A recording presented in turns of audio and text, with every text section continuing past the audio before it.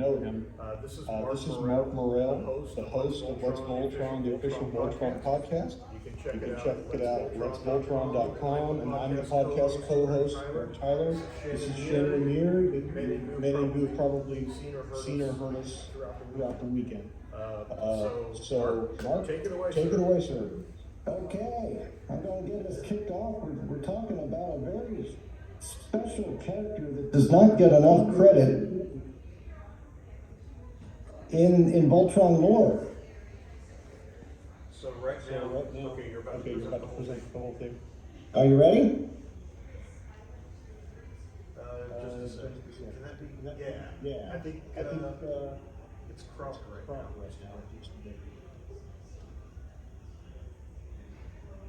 Just a second. Okay. Full screen on projections. Gotcha.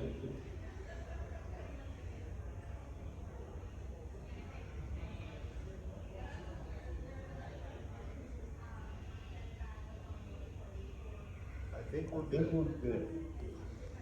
Okay, everybody can see the screen, right? Yes.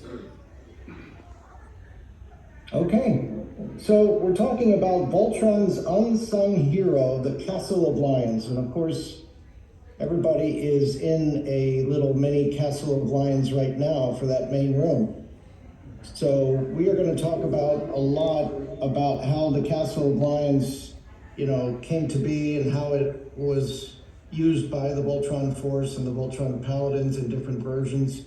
And we're going to really focus mostly on the Defender of the Universe and Voltron Legendary Defender, because they had both a much bigger amount of episodes to cover, where they could have focused on pieces of the Castle of Lions. So we're going to do a little bit on Voltron the Third Dimension and a little bit on Voltron Force. So let's start with the Castle of Lions from Voltron Defender of the Universe. When you first see this, it's pretty much in ruins. And it's been that way because there's been a lot of attacks over the years from Planet Doom. So when we get to see that, the Castle of Lions is located on an island in an alpine lake on planet Eris. It serves as the official residence of the Erusian royal family and space mice, and serves as the headquarters of the Erusian military and the Lion Voltron Force. When we first see the castle, it looks like a regular old castle that's been torn apart by attacks from Planet Doom and is in ruins until the 5th episode, Princess Joins Up, which is known as production number 205. So you can see one of the pictures from that episode where it's really getting torn apart and there's not much Voltron can do at this point. And if you're inside the castle, then you're like the princess and Karan, and they're basically praying at Alfor's tomb right now. So I'm going to show you a little bit of what happens in that episode to change things around for the Castle of Lions.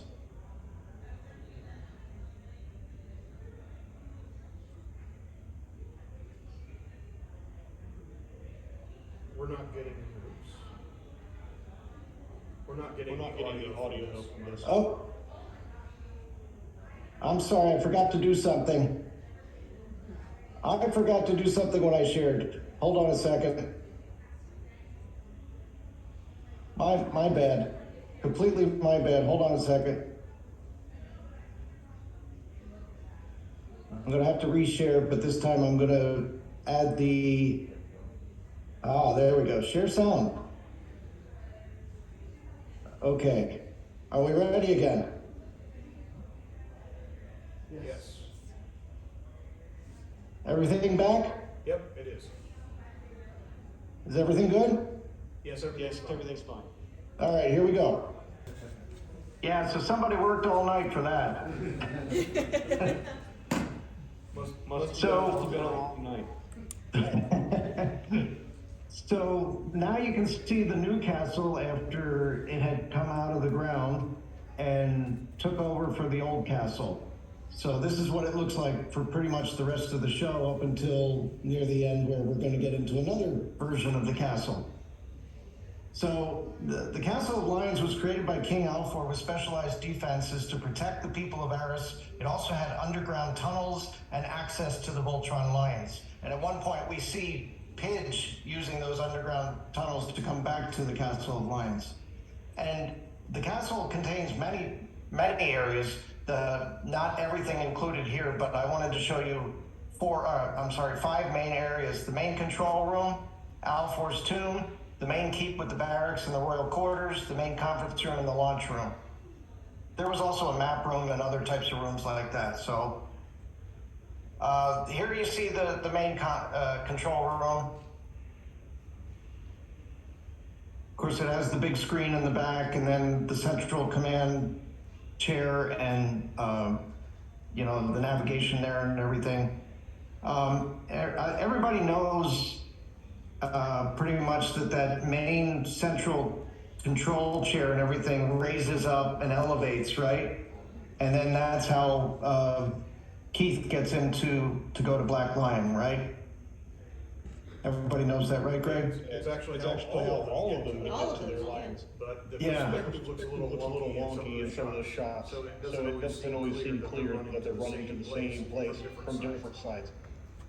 Right, and I also wanted to mention here that I'm not really going to go into detail how the pilots get to their lions in the Castle of Lions, because Lions and Pilots and Bots.com has covered this at length and in great detail.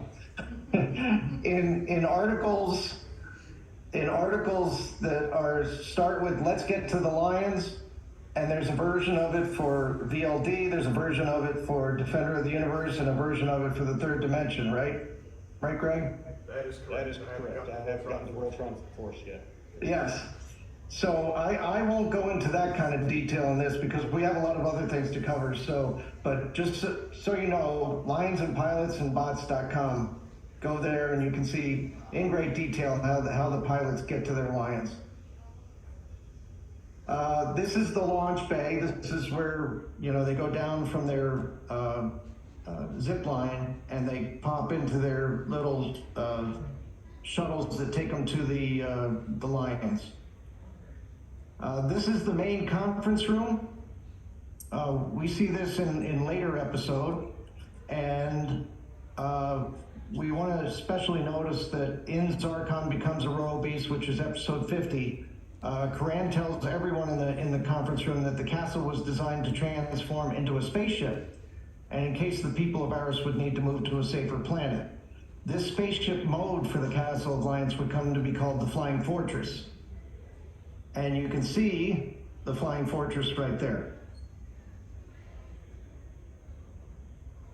So I'm going to show you a little clip about how the Castle of Lions turned into a spaceship.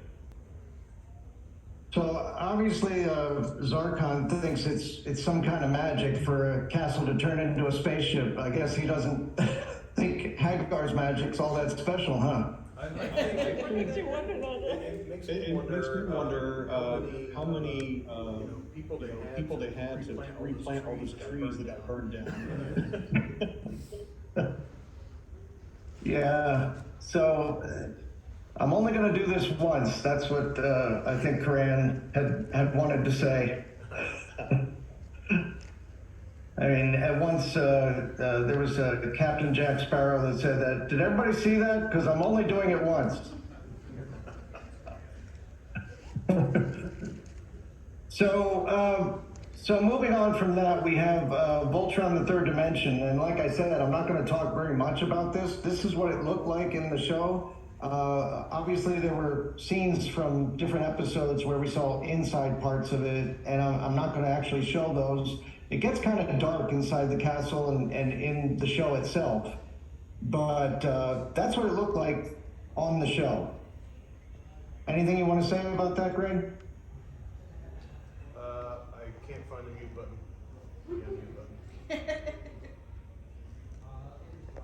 button. I think you're muted. Yeah, I couldn't find the mute button. I got lost in Zoom. I do think it's interesting that this version of the castle visually is kind of a fusion of the new style look with the old style stone construction. It's kind of an interesting fusion of the two earlier castles. Yep. It still has that drawbridge too. Yeah. So it's still surrounded by a moat. But On this one? And we're talking more physical structure on this, so, no, you're about right on Okay. okay, and of course we have the Voltron Force version of the Castle of Lions. I forget what Hunk called this type of metal, but at one point he had done some major reconstruction to it, and it was some special titanium alloy or something like that. Yeah, that was when that speedy road beast was slamming into the castle over and over again, and Hunk was boasting about the armor. Right.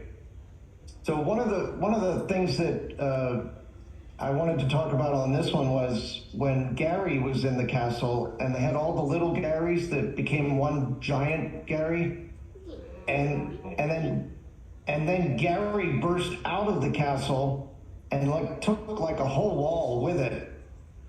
Yeah. And they really didn't get into detail about how that was all fixed. It was just the next episode we saw it. I think I think they used some of the contacts from that Eric Stalker uses for his costumes. So the Voltron Force on the last episode, Black, also had a castle ship that was formed. They did the sequence a little bit different than what you saw just now in Defender of the Universe. It would have had to have been edited together because there was a lot of editing back and forth from the castle ship to other parts of the show. But it actually went up against another castle ship from Planet Doom at the end. Yeah, that was a fun battle. So that's what made. And Voltron's blazing sword was supercharged by a beam from the castle ship. It was really cool. Yeah. So, but I really wanted to focus on Voltron Legendary Defenders Castle of Lions because we got 78 episodes out of VLD, and they went into some great detail and some of the stuff with the Castle of Lions. The picture that you're seeing here is when it's on Eris, and that's when you first see the Castle of Lions because you can see Blue Lion coming in to land. But the origin of this is Karan's grandfather built the castle for the Altean royal family led by King Alfor 10,600 years before the events of BLD. Greg, you have a special prize for somebody who can answer this trivia question for us. What's that special prize? I have one of only three remaining podcast pins. So whoever can get this trivia question right, what was the name of Karan's grandfather? Can somebody call on somebody from the audience who knows this? Kevin, you have to know this. Yeah, you. Okay, I will.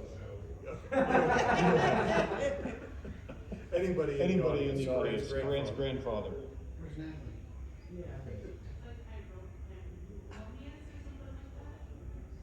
Say again. Karan was named after his grandfather. I think you're close enough. Hieronymus Wimbledon. Yes. Okay, who was that? And what's your name? What's your name? Wendy. Congratulations. Congratulations, Wendy.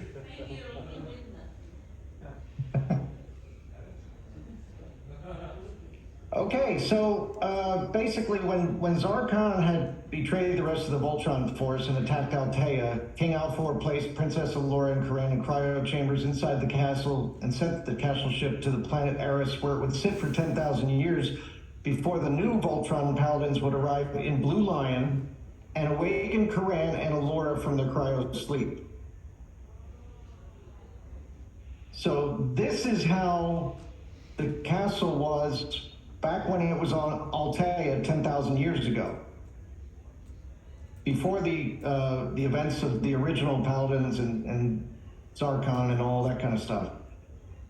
So this was how it was on Altea before it came to the planet Eris. So the Castle of Lions was powered by a Balmera crystal of a battleship class, the rarest of all types. The replacement crystal was provided after the original was destroyed by a bomb. Now, this crystal enabled the castle ship to generate power for several purposes, including flight, offense, and defense. The castle also had a particle barrier. It's an energy shield for extra defense against enemy fire, and it was helped by barrier crystals in the castle bridge when kept properly aligned. It also had energy blasters. It can blast its own lasers at targets from the energy of a particle barrier itself, and the energy can be concentrated into a single giant laser. It also had a teledav. That's a device built with Skulltrite lenses to convert Alora's Altean energy into power needed to generate wormholes and traverse vast distances of space.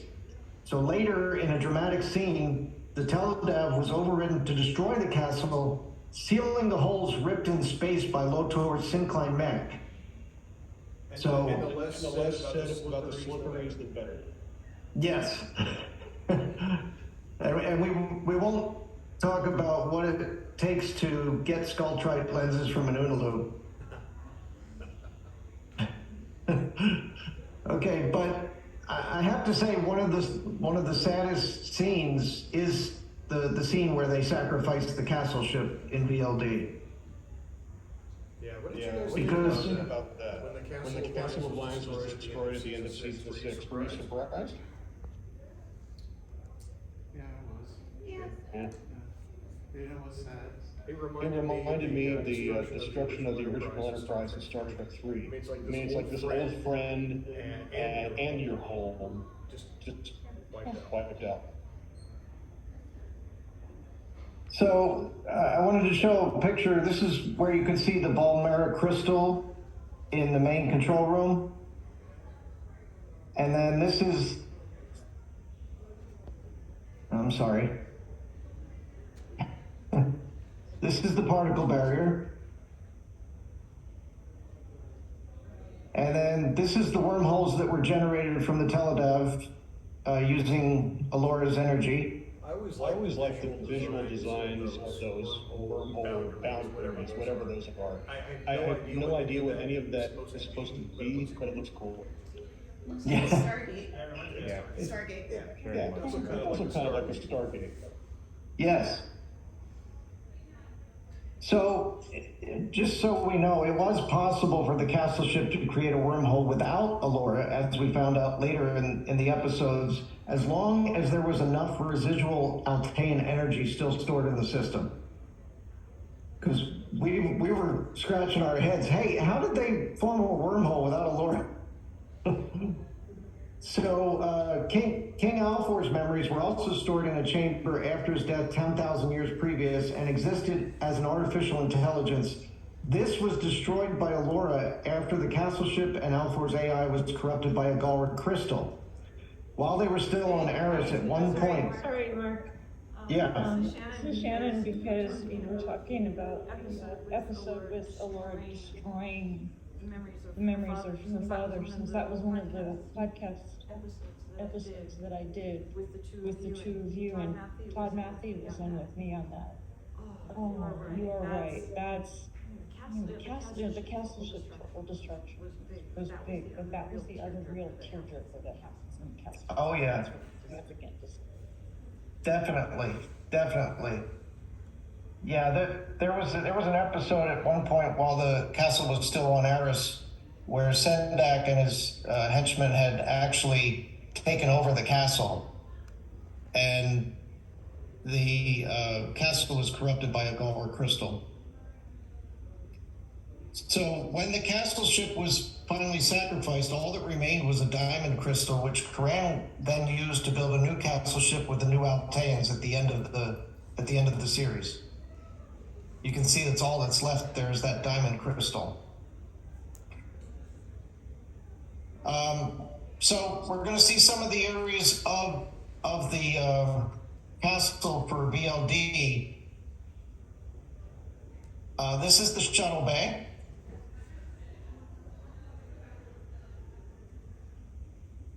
This is the main ballroom. They actually held parties in there. This is the kitchen, and you can see Hunks in there getting something. Food goo. This is the training deck. We saw this several times in the show. This was also something that a game was developed from, as we recall from past versions of VoltCon. Do you remember that? Yeah, I don't Yeah, I don't remember what he had called the game, but it was really neat. But it was basically training deck sequences using the different characters. And then we had the stasis chamber. This is where the cryo chambers were, and where you could heal as well, because they had to put Lance in that one time after he had gotten hurt pretty bad. Of course, this is the upside down Altean pool. That was crazy. That was crazy. How would that even work? And then, of course, the lounge. The lounge was a great place where they all met and just hung out and tried to refresh and get their energy back. I think this was also the place where they played Monsters and Mana. Yes. I think so, yes. This is the observation deck. And then this is the prison that they were holding Prince Lotor in. That is some crazy solitary confinement, isn't it? Yeah, it reminds me of some of the things they did in X-Men Yeah. and also Hannibal Lecter. Yeah, I was thinking of The Empire Strikes Back with Vader versus Luke. Yeah. Yeah. Here's a typical Paladin bedroom. This is Hunk's bedroom. Not to be confused with Pitches, which is quite different. A little more messy, yes. And then, of course, this is Alora's bedroom, just a little bit nicer. And then, of course, we have the holodeck. Which was called the holodeck only in books and not in the show itself. And obviously a tip of the hat to Star Trek: The Next Generation. Correct. When we first saw the holodeck, I think we saw it where Alora was having some time with her AI father. And then it became the home of Kaltenecker after the Space Mall episode. Here's the bridge and control room. Just so you know. Okay, so as you can see in the control room, everybody's got their own spot. All right, Alora's got her spot, Corinne's got his spot. We have Lance and Keith and Hunk and Pidge and Shiro. They've all got their own spot. And I think some of this may be a tip of the hat to the old Voltron Force ones, because when you were in the control room in Voltron Force, there were a lot of holographic screens, right? And we can see them used again here in Voltron Legendary Defender. Shiro has his bumper car. Okay, so now I'm going to go over a few things that are the fun part of the Castle of Lions, of course. Aside from the show, there was merchandise, there was Lego designs, there was a PC tower, there was a 3D model and cross-stitch. So I'm going to show you some of those things. These are all things that happened outside of the normal show. Of course, this was the licensed Panache Place 1984 Castle of Lions playset. And you can see it included all these pieces. And it also included, did it include any of the figures, Greg? Do you remember? No, it did not. Okay. But you could also use the action figures with the playset. And the lions, they could fit on the different perches and all that. So this is what the box looked like, and you can see how they used some of the figures on the box, even though they weren't included. like disclaimer with all those figures sold to Yes. Yeah. And this is what the back of the box looked like, and it showed some of the things which were really cool. Being able to carry the castle, because it was also a carrying case.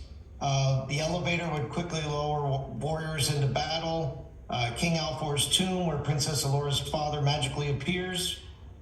The castle command center, where all battle plans are made. Removable turret, which reveals the carrying handle. The key that unlocks the power of Voltron. The map room where the Voltron Force plans strategy. The landing deck for the Voltron Lions. And ammunition storage area ready for battle in a moment's notice.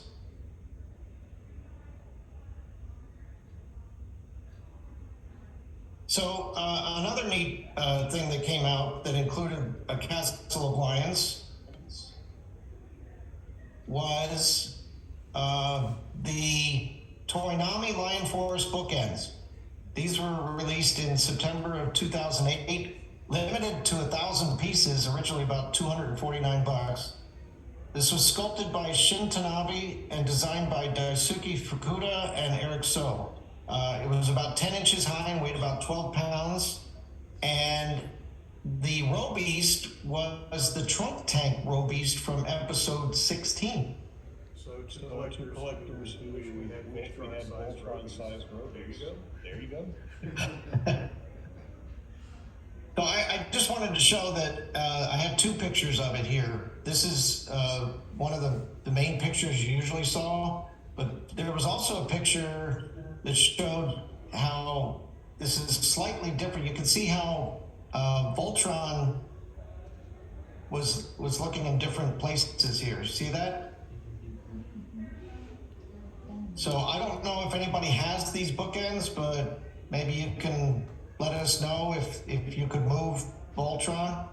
Yeah, Pete was Voltron posable at all? He's shaking his head no. Okay. No, it was I just all wanted to cold verify cast. that. It was all cold casts. Nothing was movable on the. Nancy said it was all cold cast, so nothing was movable. Ah. There's pictures of two different prototypes that they put together. Yeah. Realize it. I wonder. Okay. So another cool thing that never really came to be, you guys remember Lendy Tyag, who made he designed the original Voltron that you were able to get from Lego Ideas? And he submitted his Lego idea for the original Lion Force Voltron, and it got the needed votes, and then it went through all the different phases, and it actually got made. And hopefully a lot of you have been able to put together your own Lego Voltron. Well, he had also designed a Lego Castle of Lions from the original show, and it included over 2,300 pieces. Princess Alora's bedroom, the control room, King Alfor's tomb, the chute that leads to the shuttle and takes the pilot to its line, a mess hall, 2 towers that open, and minifigs that use weapons. And it came with the Corinne and Alora minifigs, but of course this was never something that was made. This was all designed by Lendy, but it was so cool. I just wanted to share it with everybody. So this is what the whole castle looked like with the Corinne and Alora minifig at the bottom there. And then this was the back view of it. That control room is so cool, with the monitor and all that. Yeah. I want that. And then this was the bedroom. That's the control room.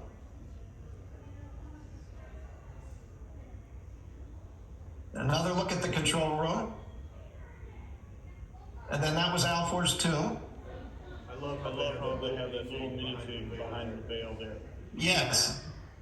So cool. And then the hangar.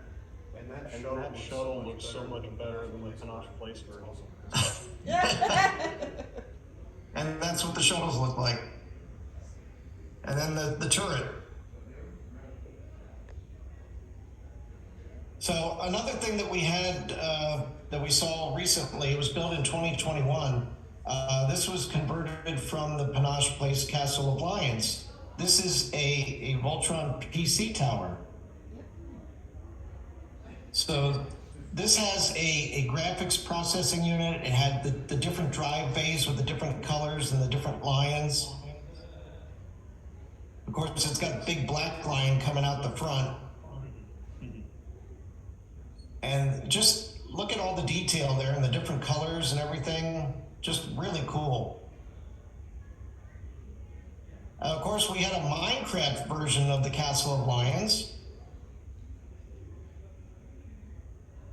And then there was also a 3D model Castle of Lions. That was created in 2018 and it was printed in 12 hours on a Prusa i3 MK3 3D printer. Don't ask me what that is. If you're into 3D printers, you probably know what it is. Anybody a 3D printer aficionado? I've done 3D printing in the service, but I don't see anyone in the room. Kyle, don't you know? Yeah, no, some pretty stuff. Yeah, Kyle's done some 3D printing. That's a really nice model, painted up. Yeah. There was also a Voltron Castle of Lions cross-stitch pattern. And across the hall, Kevin Clark has made his own custom Castle of Lions. And I have not seen this myself, but I saw photos. Apparently, it has a full interior. It's really, really nice. Yes. It's basically a dollhouse. Again, I'd like to see pictures of that. Yeah. You posted pictures of that, didn't you? All right, so that brings us to the end of our Castle of Lions. I wanted to give a chance for anybody who was in the audience to talk about Castle of Lions and what they thought about it, or if they have any questions. Yeah, we've got about 12 minutes, Mark, so. Got a little wait. Okay. Floor is open. Anything castle-ish on your minds? I wish I could have seen a picture of the original castle before it was, destroyed and then replaced by the metal castle. So Nancy had commented that she wishes that they had shown more than what's seen here of the original Castle of Lions before it was shown in ruins. Right. Yeah, they probably could have done a little bit more with flashbacks to the time when Aris thrived, before Planet Doom started attacking it, and just, that would have been cool. I'd like to know how many rooms they lost when the shell of the castle was dropped and it became the castle ship. I can imagine, Coran saying, "Oh, I have to use the restroom," and Danny saying, "No, the restroom was the launched into space."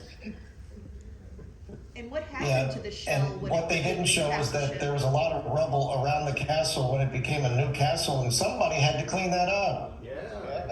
First all those trees got covered in rubble, and then they got burned up, yeah. And Nancy said she was wondering where the outer shell actually goes. It flops, but there must be some kind of a chamber or something. Well, because there's nothing, when you see the castle ship for the first time, it's on a, blank, bare piece of land, and there's no shell unless it went into the ground or something, but there's no indication of that. It just vanished. There's no obvious sign of where that would drop down, right?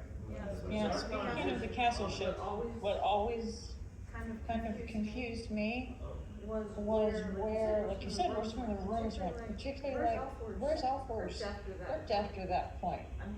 I mean, when the different castle comes up, I figured they had previously been going down to the new castle to see him, so he was probably in there. But we've lost that much of the castle. Where logistically is he scripted by that point? The Alfor's missing.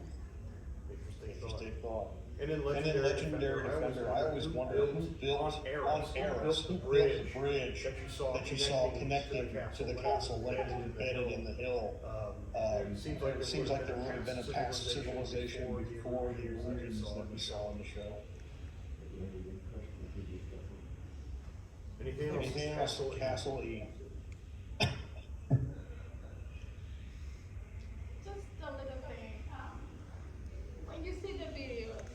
Coran seems so surprised that he has this new castle. But then he has the key, really old key, and he's like, oh, I don't want to do this. So how much you think he knew about this new castle? To reiterate the question that was phrased, was Coran seems really surprised his castle goes from iteration, especially the key to the fortress. Right. How much, it seems like he should have known, but how much do you think he actually knew? Okay, so here's the thing. He knew about the castle becoming a ship. He knew about that because he announced it in the conference room to everybody, and he had the key, and he was hoping he would never have to use it. So he knew about the castle turning into a ship. He didn't know about the second castle within the castle. And they didn't find that out until Alford told them. So there was two things there. He didn't know about the new castle coming out of the ground, but he did know about the castle ship. So I don't know. When did he know about the castle ship? We don't know. It's a really old castle. And now he has this brand new fortress. So he, at some point he knew. And also, given they had some of the greatest scientists, as we were told from the very beginning, remember what we talked about in Origins? He knew they had the capability. And he also knew they had the control room. The current control room was accessible from the old castle. So how did all of that fit together? I have no idea. Just smile and nod. Magic. That's right. What about different images of the castles from the comic books? Nancy was asking about the comic book representations of the castle. Oh yeah, I didn't include that in this presentation, but yes, there are comic book interpretations from Dan Jolly's Devil's Due Publishing versions, and I think the original, even from Image Comics, may have had some images of the castle. Then when you go into the Voltron Legendary Defender comics, there were also images of the castle in that one. But I don't know, I have to go back to the Dynamite comics and see if they were in the Dynamite comics. Yeah, I have to brush up on my comic. Yeah, I definitely didn't go into the comics in this one to see different versions of the castle. The only thing I can think of is because I was trying to reread parts of Devil's Due to do Origins, is sorry, the echo I'm trying to tell. That's fine.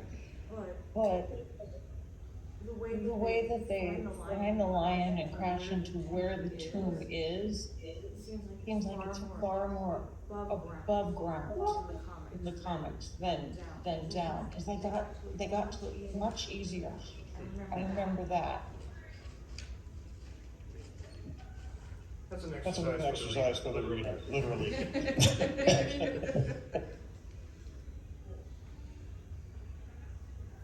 Anything else? I wanted to point out that in the third dimension, they show a bit of Hagar's backstory from that show, and they state that she actually destroyed the Castle of Lions and basically eliminated Alfor that way, and the castle must have been rebuilt. It looks identical to what it was in the flashback scenes, so maybe they were able to, majorly repair it into what we saw in the current day, but Anybody else? I think that's it, Mark.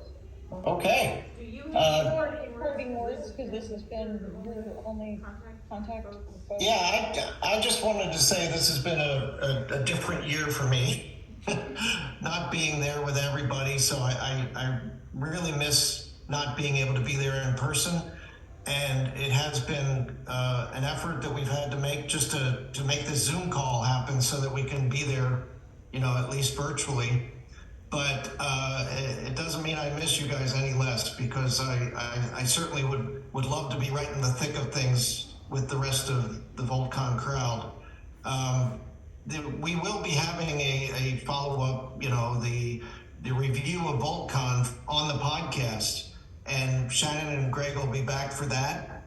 And we're going to try to piece together all the things that happened at VoltCon, maybe try to get some footage that people collected while they were here at VoltCon, and try to put that together so that we have all the different representations of the different panels that Shannon and Greg and I and everybody had done.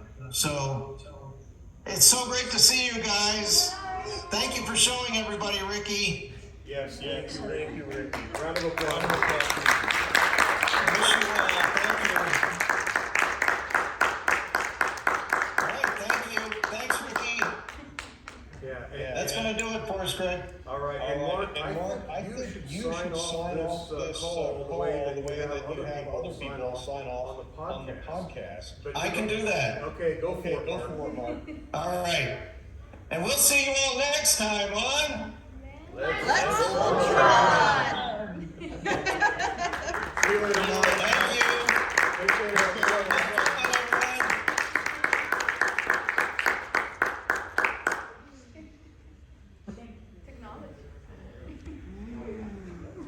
Thanks, everyone. That was wonderful. Basically create the podcast live. He taped a version of it where he can see all our faces, and that's why he pivoted Ricky's around, and that's why we loved that, Ricky. Good call, thank you. So I was going to ask if someone had the webcam on that we could, and there you were. Yeah, I was like, That was great. thank you. give me a glimpse of how many people